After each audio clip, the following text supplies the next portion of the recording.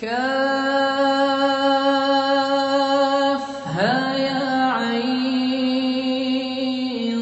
صاد ذكر رحمة ربك عبده زكريا إذ نادى ربه نداء خفيا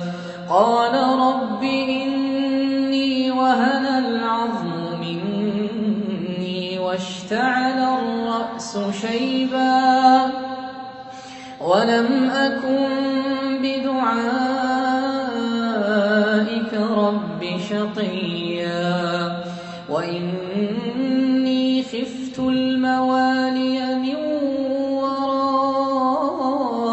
وكانت امرأتي عاقرا فهب لي من لدنك وليا يرثني ويرث من آل يعقوب واجعله رب رضيا يا زكريا إنا نبشرك بغلام اسمه يحيى لم نجعل له من قبل سميا قال رب أنى يكون لي غلام وكانت امرأتي عاقرا وقد بلغت من الكبر عتيا قال كذلك قال ربك هو علي هين وقد خلقتك من قبل ولم تك شيئا قال رب اجعل لي آية قال آيتك ألا تكلم الناس 3 ليال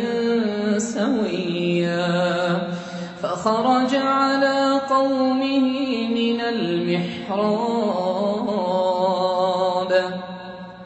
فأوحى إليهم أن سبحوا بكرة وعشيا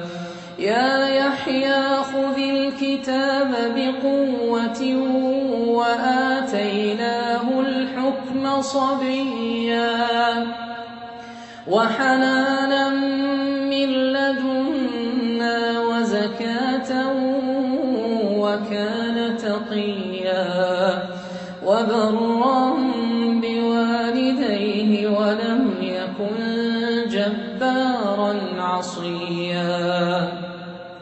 وسلام عليه يوم ولد ويوم يموت ويوم يبعث حيا